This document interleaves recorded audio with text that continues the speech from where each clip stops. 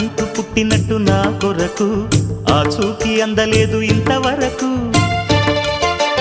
వచ్చింది గాని ఈడు ఒంటి వరకు వేధించలేదు నన్ను జంట కొరకు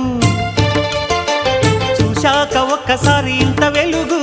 నా వంక రాను అంది కంటి కునుకు ఈ అల్లరి గారడి నీలీల అనుకోనా నీ పేరు ప్రేమ అవునా ఇవాళే నిన్ను పోల్చుకుందా